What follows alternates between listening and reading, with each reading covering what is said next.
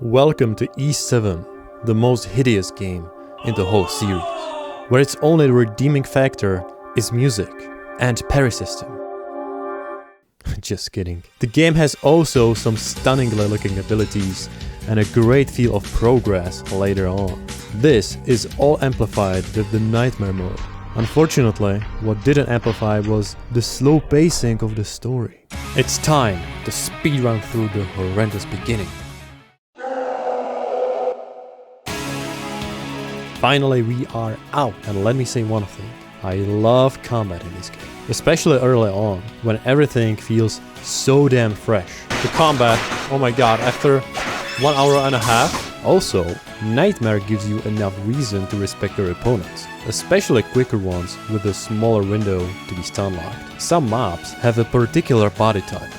Bad attack. Why is it bad attack, bro? Why is it bad attack? So you need to use an appropriate weapon.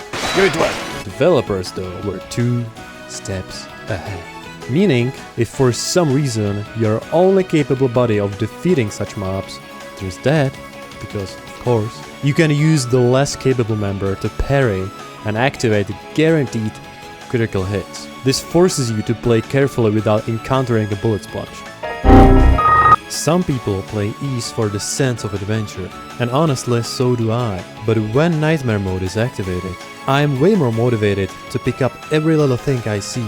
Wait, Dogi, what are you doing? Anyway, pro tip. If you want your party members to help you collect stuff, I highly recommend waiting for them to gather first. Once you've mastered ability of literally any weapon, only then it is the correct time to sell it. My stupid ass during the first playthrough did not realize that, and it made my gameplay more stale because I threw way too many weapons without mastering them. Each weapon gives you a different ability to level up, or sometimes the exact same ability. Throughout your adventure, you'll stumble across chests with either a potion or new equipment inside.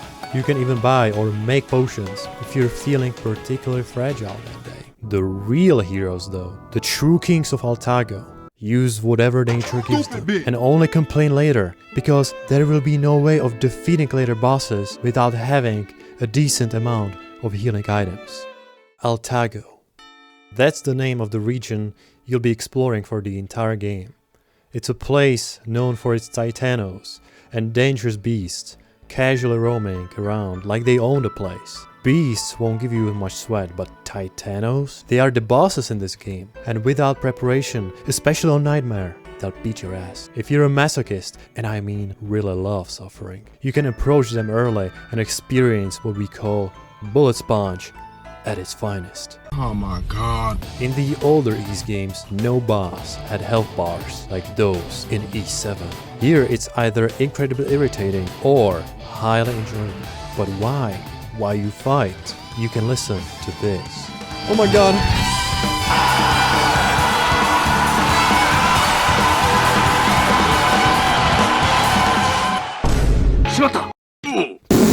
My first boss encounter on Nightmare was both suffering and pleasure. What the hell, it sounds so toxic. Anyway, the Titanos design was fantastic, but my parries were just off. What's he doing? I can't. I know some people consider parry system broken, but actually mastering it is on a league of its own. Like, look at this shit. And don't tell me it's me, because it's not. There's usually one glorious moment in a boss fight where parrying is your only option to save yourself from a nuclear level attack. Those attacks usually have a warning that goes off after several seconds. But then there's the actual strongest attack, which is way more deceptive. Oh my god! Oh my god! If the attack connects. What? What is it doing? The fight is turned into a nightmare. Oh my god, it's the same name as the difficulty. But no nightmare lasts forever. There we go. There we go. Yes! Give it back! What is he doing? Unleash the power of my emblem. Once the turtle gets a beat down, the Dragonstone gives Ado an extra ability, so he can initiate its burial. Yeah! Now that the armor turtle from hell is finally out of the way, the game starts to open up. We make it to the jungle. Okay, Doggy. Stop, Doggy! Doggy! I felt like talking to a fucking dog. And meet a new playable character. What? You don't like my fashion, bitch? But before you get too excited, you're immediately reminded of how annoying he is. What a bunch of blockheads. What? Before he can be used as a party member, we have to save him first. I don't know why, but he stole our only way of getting into the next dungeon. Oh, that's blocked, huh? Fuck! And then got himself into trouble for it. Long just bore. It's Galileo. Oh yeah! Oh my god, stop, bro, I'm stuck! Yeah! Yeah! Yeah! Here we go. First attempt, bitch. Phew. That was close. But I don't think so. It was easy as fuck. Finally, we got it back. Oh, it's her grandson. Makes sense. You better whoop him. Here's a little something for your troubles. Money! What? What is that money? The big tree, or perhaps Dungeon of the Jungle, was fun. I got to level up the new party companion and see that he wasn't as boring as his personality. So wheel spin needs to be leveled up. I got it, I got it. Bonga bonga, bonga bonga. What? It farted! Oh my god, bad digestion system. After we reached the top, we met one of the most obnoxious bosses in the game. It was basically a spider on steroids. Oh my god. Really? How many fucking times? The fact that he had phases did not help. In its latest phase, he would lay eggs, which were vulnerable only to Doggy's attacks. When I let my best friend die early, I had nothing to fight for. I could parry and counterattack, but that huge spider had my timing feel like I just picked up a controller for the first time. After what felt like 100 saves of my comrades, I finally took down the sucker and moved on. Kill him! Kill him! Let's go! My goodness. That was so fucking long. It was time to head to the sandy part of Altago, but in doing so, I permanently damaged my perfectionist soul because I forgot to take a quest, and later it was staring at me at the end of the game. I mustn't forget about Aisha. She joins us right after we embark on the desert journey. Her attacks are ranged, which puts another fresh aspect into the game. She will be quite useful later when fighting certain enemies and bosses. Currently, we have all three types of damage: slash, strike, and pierce. My favorite way would be slashing through. But when I feel in danger, I like to use Aisha the most. Before setting foot on the desert, a Titano who ruined my quest log gets to show me how much I suck at the game. The distance is everything. If you take too long and disrespect him, he'll start smashing the ground with a fast attack that is hard to parry. So the optimal way is just to run away in time. Oh! Oh! Ooh. No! No!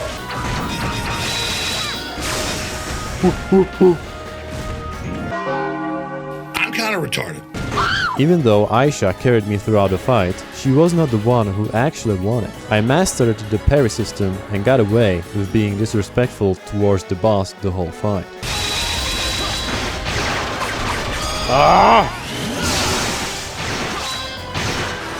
Oh, let's go! Deserts usually get the most generic OST, but not in this case. E7 has hands down the best desert theme in gaming. Unfortunately, the same can be said about the local level design, which is iffy at best. In the local village, we get to know two new characters, Krushi and Mustafa. One introduces us nicely, but the second almost get ourselves killed. Krushi is ill or something, and Mustafa thinks we are the reason behind it. Once the misunderstanding reaches its end, another strong member joins our party. He's about the same speed as Dogi, but packs the horsepower needed for the upcoming boss. I don't know why, but in the desert dungeon, I managed to die in the most stupid way possible.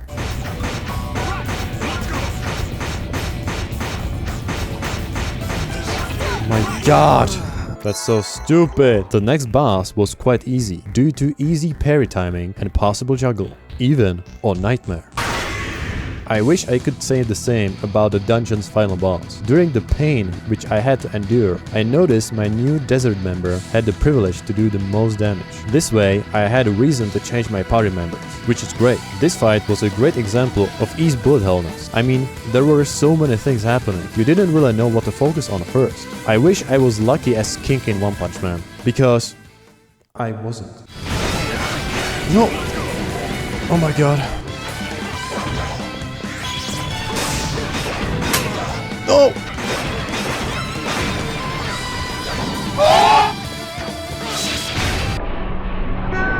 Oh my god! Having only one member alive to finish the boss requires too much skill. Fortunately, all bad means something good. I learned the patterns and survived the whole thing with every party member alive. Oh my god. Before we venture into my favorite type of dungeon, that is sewers. I should inform you about a character that needs your protection while you are inside. Her name is Tia, and she is the kindest woman you can imagine. Later on, she's quite important for the story, but now, bro, only burden. She's dead, bro. The dungeon was quite small, and therefore, getting into meeting another Titano was more than fast. Here I realized where Dark Souls 3 took inspiration, because I've never in my entire life fought a more difficult crap. This was some good painful stuff. He would box his way out and deplete my health quicker than turning a game on PS5. Every death here was just an attempt to get my parry game better than the last time, but for some reason it took time. Look at me go though. 1, 2, 3, 4, 5. 1, 2, 3, 4, 5. 1, 2, 3, 4. Fuck. 1. Oh my god. And sometimes being too careful just goes against you. Come on. Die, bro. Oh shit, oh shit, oh shit, oh shit. Whoa! Eventually, he went down. Nice! Went down easier than a hollow paper wall. What the fuck are you talking about? Once Tia stopped touching scarlet crystals, Thank goodness there was still some left. Oh my god. Oh my god. we headed to Wind Village. On the way, we met an old friend who had to test our might by dueling and not giving us a second chance, unless by loading a save file.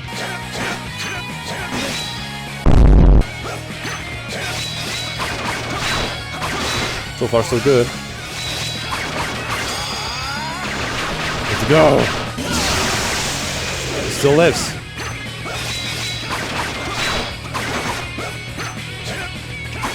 Fuck you! Not bad, huh? Pretty close to what I was expecting from a man who bested my brother. Wind Village was a pleasant surprise. It was a place where I met yet another beautiful woman that would join my party.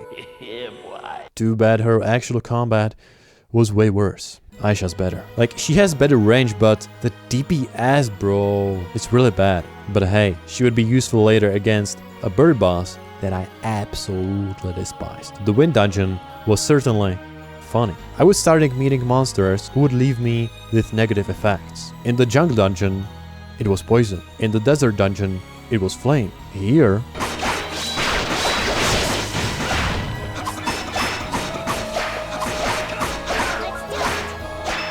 But what the hell? Oh my god. thank God the music was soothing enough to calm my nerves. Since the Desert Dungeon's final boss was weak to the local Hammer Boy, I used the same approach for the Birdie boss fight in the Wind Dungeon. To many, it is one of the most obnoxious fights in the history of ease. If you don't plan on grinding extra gosh in this fight, you can roll right after successfully parrying, but only if there isn't any whirlwind. That shit makes things so difficult, you don't know when to stop parrying. If parrying sounds bad to you, get ready for some S-tier difficulty when you are required to dodge. But that's disgusting. The bird is weak against piercing attacks, so having two such characters in the party makes things noticeably easier. Since Aisha is the fastest, and not only in terms of DPS, she quickly became my main hero. If the fight weren't dreadfully hard, I'd use her and only her, but the conditions were a bit different. Oh! No! Oh my god, I could have killed him. Wait a fucking minute. The one who finished the bird off wasn't actually Aisha, Oh my god. but Mishera.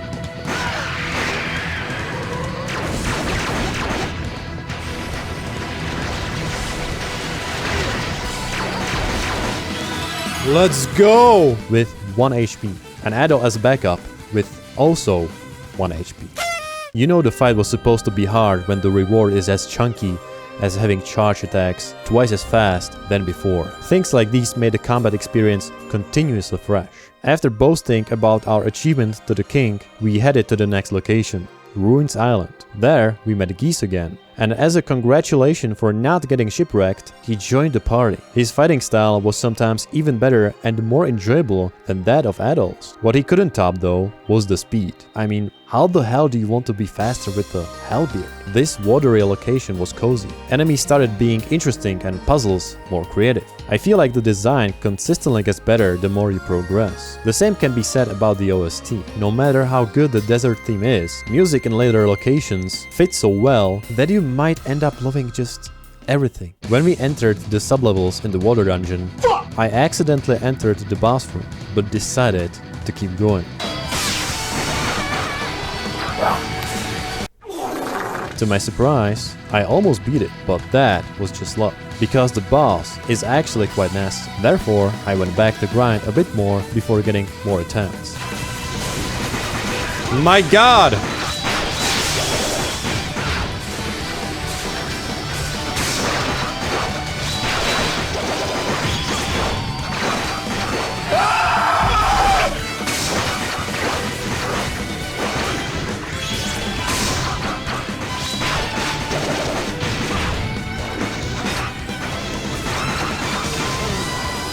No fucking way, bro! Can't be. This game. After some saltiness of mine, he went down. Jesus Christ. On the way back, we got ambushed by monsters with a health bar you can see in a boss fight. Surprisingly enough, they were just as difficult as a tougher mob. The game script tried to make us feel like we are the ones who are trapped. But let's just say that I wasn't convinced. Our scripted savior was Romfleet, with familiar faces on the board.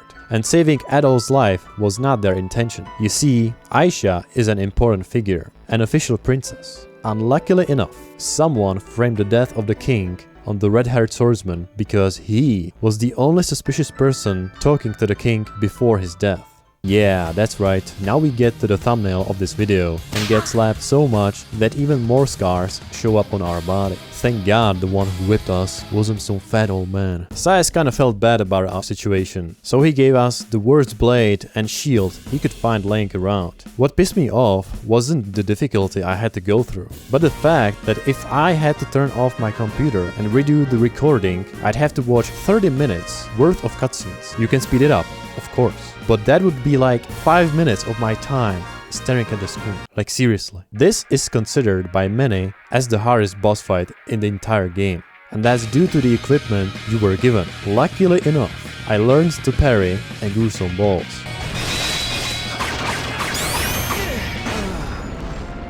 This way I died only to bullshit and not to my own fault. Fuck. Oh my god, what the fuck is this bullshit? When I was lucky enough to not get hit by 3 consecutive attacks, I destroyed the Titanos' ass. Oh! It's done. Jesus Christ. Though we prepared in the most stylish way my escape. Yapping was cut short and I could catch my bus to work. From this moment on, I became a wanted criminal. This meant way less freedom, but also, thanks to Geese, an invitation to a hidden village. It quickly became my upgrade haven, where I accidentally sold my unleveled weapons, like an idiot I am. No! Thank God I could load my save slot and do the buying process over again. Ursa from the prison cell made me stronger, and that meant only one thing, that I could take on an even stronger Titano. So I revisited an area with one and whooped his ass. But don't tell anyone I accidentally left the area and made him regenerate all his health. I was so used to pain that I accidentally went through the hardest route available and didn't feel weird about it. The only great thing about this unlucky incident was meeting Sigrun quite early. It's Aisha's personal trainer, which means that I've got the best ranged companion back. Even though I overleveled myself, I eventually ran into a brick wall because there was no way in hell of me defeating Winddragon. He had to wait till I rerouted to the correct path. Just like in the beginning, we headed to Forest Village. After speaking to the stone, we got teleported to the upper part of the tree, and from there on, I started speaking as if I had eaten very specific mushrooms. Poison Ringu! It means I can poison things. Here I also realized that having many types of weapons for Adol is actually genius. Thanks to that, it is easier to use your favorite character no matter what. Also, if you don't like enemies with certain weaknesses, now it is much easier to overwhelm them. This dungeon was so fun, it made me actually sad reaching the boss room. I knew right from the start it's gonna be easy. This is gonna be the finish line. Even on Nightmare difficulty. Overleveling in Ease games usually make everything too easy, except for Ease 1. In that game, your level is actually fixed. We started, bros. Let's get down. Alright, some damage was done. What happened, bro? What's going on? Oh my god. He's done. Rest in peace, Earth Dragon. You died on the first attempt. Shut the fuck up. The momentum was crazy. Once I got back to the desert, I could take on another Titano who had literally no chance of defeating me. This way, I acquired an ultimate version of extra skill for my best friend Dogi. Once we got to the next dungeon, I couldn't stop playing him. Dogi happened to have an attack type strong against local monsters. No matter how positive this feeling was, it didn't last long when I stumbled upon perfectly placed trap suit. No way! Oh my god. What?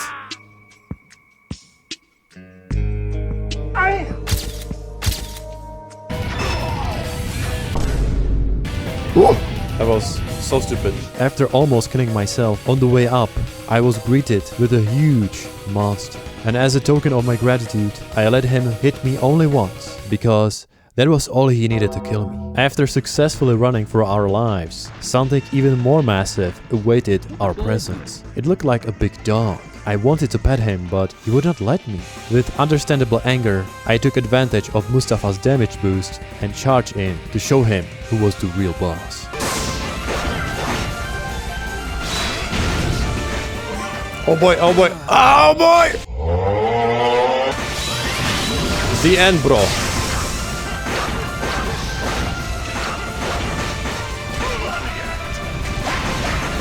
Let's go! Once I managed to pet the dog in my own way, we received a dragonstone and gave it to Mustafa's daughter back in the village. It healed her fever, and from there on, she took Mustafa's place in our adventure. Kinda weird seeing a little girl holding a big ass hammer. But I've seen worse in fighting games. With a new member on board, it was time to return to the Winddragon. But not much changed. He still felt like one of the hardest bosses in the game. His unpredictable attacks and few opportunities for noticeable melee damage did not make me happy. He teleported. I had to combo both my ranged companions. I tried Mishira first, but couldn't hit shit, so I left her to the AI and switched back to Sigrun. No matter how smart my choice was, I couldn't escape the mark of a skill issue. Fuck. What? What the fuck, bro? Oh shit. Yeah, of course. Yeah, of course. It's like 0 damage. He did die eventually, but I don't want to share my death count. After the Winddragon defeat, we could finally visit the city. It is where the big story twist gets into motion. The environment is in shambles, so we come at the right time to the rescue. While fighting the monsters, we see Dogi's new attack.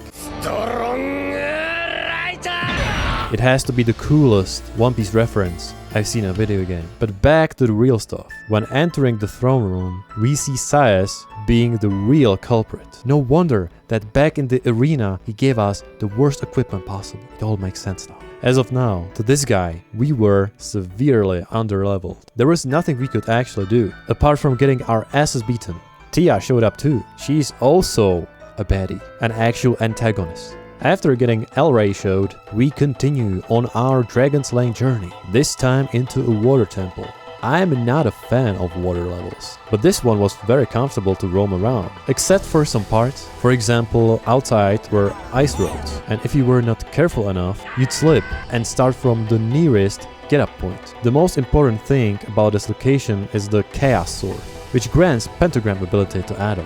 I mean, it's the coolest and the most damaging ability the red-haired swordsman can have. Of course it's important. Once you defeat the last ice road, you could get an item that makes the ice feel like a normal ground. That's all cool and good until you go back to the watery section and have to resist the downward waterfalls that suck you in.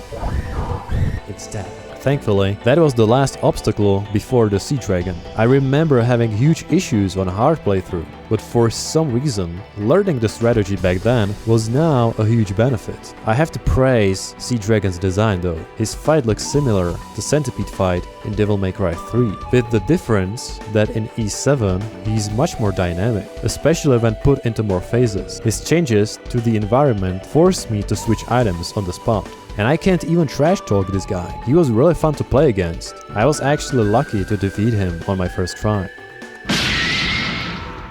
The real challenge begins, as the last shining stone awaits our arrival in Iskon village. The fiercest dragon lies within. I made sure I had all the necessary equipment, especially upgrades. The boss appeared right after our arrival, and his slapping session came after the yapping session. His design looked so futuristic, one might think he was from another dimension.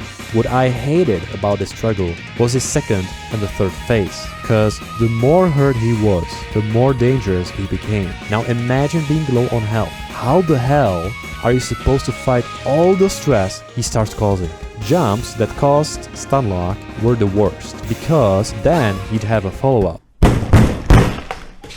To make things worse, his only weak spot was either the tail or the head. But to be hit in the head, he had to be stunned first. I eventually scraped by with a minimal amount of health and never felt better.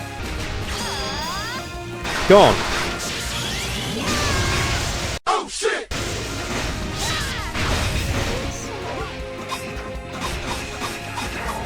Oh my god!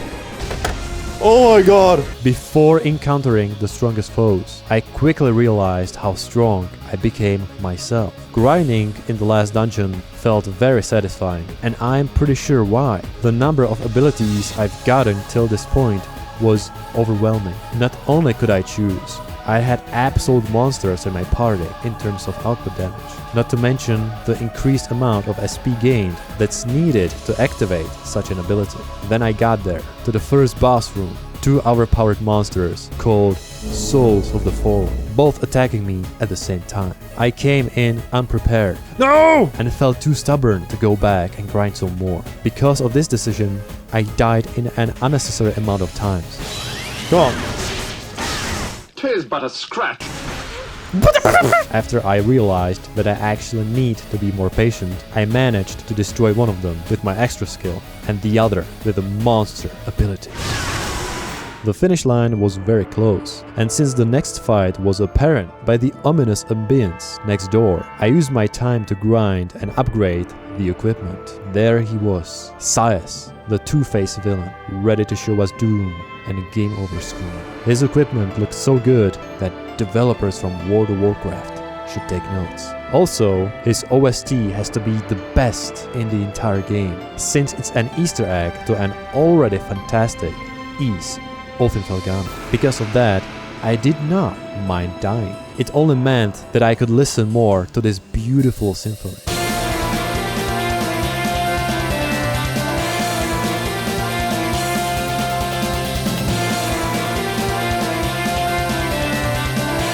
You're fucking dead.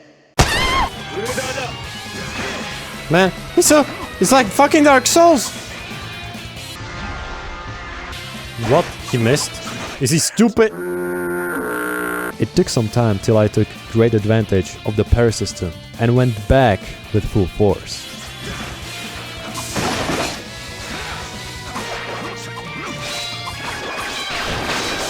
Oh, let's go! After he finally went down, only then did I realize how much fun I had, and all the frustration went away. Even a more intense feeling was waiting ahead. In the meantime, I went outside and did whatever quests were left, including one roaming Titano in the desert. I should have killed it before Sias, because now it was mad easy. The last Titano dropped Geese, the strongest variant of his extra skill. If you think that's enough for the final boss, you're wrong. No matter how many quests you complete, there is no guarantee that every member of your party has the deadliest weapon in the game. To fulfill this requirement, you need to grind for hours, and only then you'll have a slight chance of defeating the biggest threat to Altago. Some consider this the stupidest decision from Falcon, but in my opinion, it makes the final boss more respectable, even though the grind didn't really have to steal away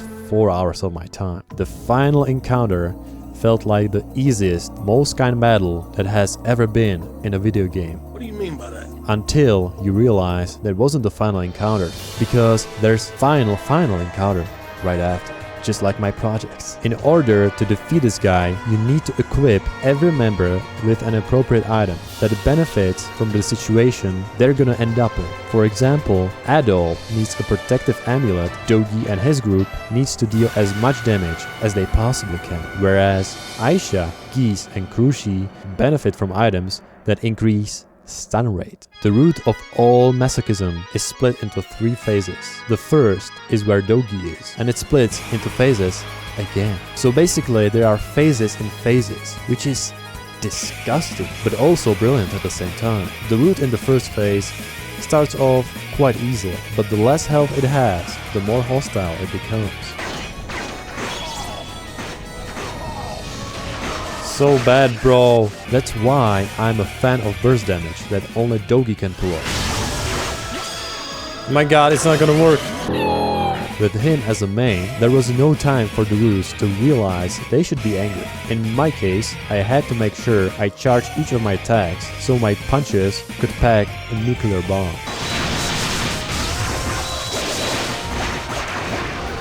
Okay, that was easy actually. The second phase was relatively easy if you managed to stun the bounce. Normally, he'd have both large health and defense, but in his weak state, he'd receive way more damage. I ended up teasing the root with Aisha from afar. That way, it was much less complicated to finish it off. Finally, man. And now, the last and the hardest part, where you play as one, as Adol Christian. Fans consider this a proof of skill, so I started with the strategy to run around in circles and hit each statue until something horrible happened. Sometimes I'd get hit by ghost-like attacks or a laser, but I couldn't care less. There were worse attacks. The upcoming subphases pushed my luck to its limits. They were long and quite different from each other. Fuck! He did it so fast, bro. And what? Why there's no checkpoint? Some attacks needed parrying, and such moments were so scarce that hesitating messed up my timing completely.